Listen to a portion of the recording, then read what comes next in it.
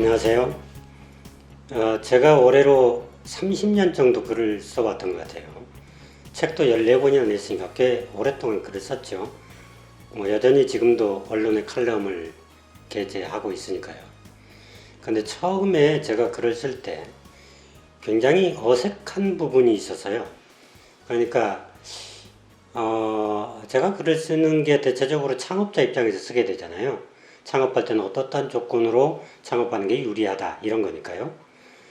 그런데 한편으로는 그 글을 읽는 사람이 꼭 창업자뿐만 아니라 독자 가운데는 소비자도 있을 거 아니겠어요? 그럼 소비자가 읽으면 좀 불편해하지 않을까 이런 생각도 들었거든요. 그래서 이 글을 쓰는 게 굉장히 신경이 쓰였어요. 오늘은 주제를 그래서 시점의 함정이라는 주제로 좀 얘기를 해보려고 합니다. 여기서 얘기하는 시점이라는 것은 포인트 오브 뷰를 얘기합니다. 보는 바로 그 점을 말하는 것이죠. 무슨 얘기냐고요? 예를 들어서 좀 설명을 드려보죠. 문장 2개를 먼저 읽어드리겠습니다. 첫 번째 문장입니다. 자영업을 창업하려면 최소한 30% 정도의 마진을 내야 한다. 여하한 방법으로 마진율을 높이느냐에 따라서 창업의 성패가 갈린다. 예를 들면 식자재를 구입하더라도 마트에서 비싸게 사는 것보다는 가락동 경매시장에서 싸게 와야 마진이 더 남는다. 첫 번째 문장이었습니다. 이거는 당연히 창업자 입장에서 쓴 글이죠. 자, 두 번째 글을 볼까요?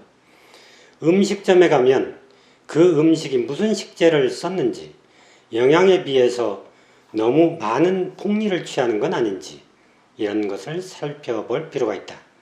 대부분 가맹본부는 가맹점을 모집할 때 30% 이상이라고 마진이 소개하고 있습니다. 터무니없는 마진율이다. 자, 이것은 고객의 입장에서 쓴 글입니다. 소위 이제 창업 전문가니까 창업자 입장에서 써야 되는데 이상하게 이렇게 쓰게 되면 고객 입장에서 야, 저 식당은 30% 마진을 붙인대. 결국은 내가 30%는 돈을 더 주고 먹는 거 아니야? 이런 생각을 갖게 될 거라는 것이죠. 그래서 내심 마음이 불편했습니다. 언뜻 이해가 되시나요? 지금은 누구나 익숙한 것이긴 하지만 글 쓰는 저 자신으로서는 굉장히 불편했던 겁니다. 나중에 일본어의 글을 쓰면서, 그러니까 창업자의 입장에서 글을 쓰면서 소비자들에게도 늘 이게 마음이 불편했는데 익숙해지다 보니까 나중에는 그런 마음도 물론 사라지더군요. 어쨌든 그러한 마음으로 처음에 글을 쓰는 게 내가 어느 시점에서 글을 쓰느냐에 따라서 받아들이는 사람들이 달라질 것이다 이런 생각을 하게 됐던 거죠. 물론 읽는 사람 쪽에서도 그렇게 생각할 수 있을 것 같습니다. 다른 사례입니다. 제가 PC통신이 한참일 때 이제 90년대 중후반쯤 됐죠. 그런데 이제 창업자 가운데서 자꾸 이제 어떤 업종을 하면 좋으냐 이렇게 상담이 오길래 그럼 차라리 정보 제공업 같은 걸 해라. 전도 유망한 사업이니까 정보를 가지고 서비스하는 업종을 하면 좋지 않겠느냐 이렇게 권했어요. 그랬더니 그때 그분의 얘기가 뭐냐면 지금까지는 이렇게 PC통신에서 정보를 주는 것만 읽다가 여기 와서 반대 입장에서 내가 서비스하는 것에 대한 생각을 못 해봤네요. 이런 얘기를 하는 거예요. 그러니까 보통 우리가 살면서 어느 시점에서 보게 되면 반대편에서 보는 시점을 잘 생각을 안 하고 보는 경우가 꽤 있습니다. 그것이 감각이 없어서라기보다 어느 한쪽에 익숙해져 있기 때문에 그런 거죠. 좀 이해가 되시나요? 자, 이제부터 본론입니다. 우리는 창업할 때 내가 가진 상품을 먼저 생각합니다. 그러니까 나는 이러이러한 상품을 만들면 그냥 잘 팔리지 않을까? 라고 생각하는 거죠. 내 입장에서 시장을 바라보는 겁니다. 이 정도면 내가 참 좋은 상품인데 사주지 않는 소비자가 원망스러울 때가 있죠. 근데 예전에는 그게 통했습니다. 욕구는 많은데 물질이 부족했으니까요. 그런데 지금은 그렇지 않아요. 사회주의 국가처럼 계획경제라면 필요한 수만큼 이렇게 생산을 하면 되겠지만 자본주의 국가에서는 그렇지 않잖아요. 그러니까 결국은 같은 종류의 상품이라고 할지라도 여러 사람들이 만들어서 그걸 경쟁 우위를 점할 수 있어야만이 성공하는 거니까요. 그래서 소비자 입장에서 읽는다는 게 대단히 중요합니다. 그래서 지금은 반대편에서 바라봐야 되거든요. 그러니까 지금까지는 내가 만든 내 입장에서 시장을 바라봤다면 이제 시장이 내 상품을 어떻게 바라보느냐에 따라서 그것을 상품을 만들어야 하는 시대가 된 것이죠. 그걸 보통 우리가 이제 스타트업에서는 시장의 타겟 고객, 세그멘테이션한 그 목표 고객을 페르소나라고 그러죠.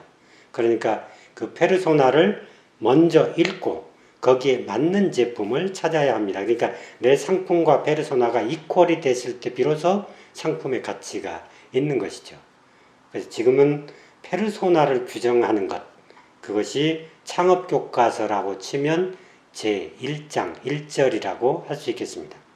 그런데 창업자들을 아직도 상담을 해보면 그런 생각이 거의 없어요. 그러니까 저는 특허를 가지고 있습니다. 이게 뭐 세계적으로 유일한 거 아니겠습니까? 그래서 굉장히 뿌듯해하고 그것이 꼭 성공할 것처럼 얘기하는 사람도 있어요. 그리고 이 제품은 다른 것에 없는 기능이 추가되어 있습니다. 그러니까 이것 가지고는 충분하지 않겠습니까? 라고 얘기하죠. 상당한 우월감을 가지고 시작을 합니다. 그러게요. 만약에 특허가 세상에서 하나뿐이니까 그거 가지고 늘 성공할 수 있다. 내지는 기능이 하나 더 추가됐으니까 다른 것보다 더 잘 팔릴 것이다. 그렇다면 실패할 사람이 제가 볼 수는 없을 것 같습니다. 그런 생각조차 갖지 않고 창업하는 사람이 없을 테니까요. 그래서 지금부터는 내가 가지고 있는 것에 대한 상품으로부터 시장을 바라보는 시점이 아니라 시장에서 나의 상품을 바라봤을 때 어떤 느낌, 생각을 갖게 될 것인가에 대해서 더 고민해 봐야 할 시점입니다. 이 시점 얘기가 나왔으니까 옛날에 제가 스페인을 갔을 때요. 이 카탈루냐에 있는 달리 미술관에 들어가면 초입에 들어가는 입구에 링컨 초상화가 있어요. 멀리서 이렇게 바라보면 링컨 초상화거든요. 근데 가까이서 가보면 여체입니다. 그러니까 소위 누드 그림이 보일 겁니다. 그러니까 결국은 내가 시점을 멀리서 보느냐 가까이서 보느냐에 따라서도 이렇게 달라지는데 하물며 내가 위치하는 입장이 이쪽이냐 저쪽이냐에 따라서도 현저하게 다를 수 있다는 것이죠. 그래서 창업자는 이 시점에 대한 감각을 처음부터 좀 익힐 필요가 있습니다. 처음에 제가 창업자 입장에서 썼을 때도 그게 소비자 입장에서 바라봤을 때 그 불편함을 느꼈듯이 지금은 소비자 입장에서 보는 시각이 오히려 더 필요한 시대가 된 걸로 이렇게 이해를 하시면 되겠습니다.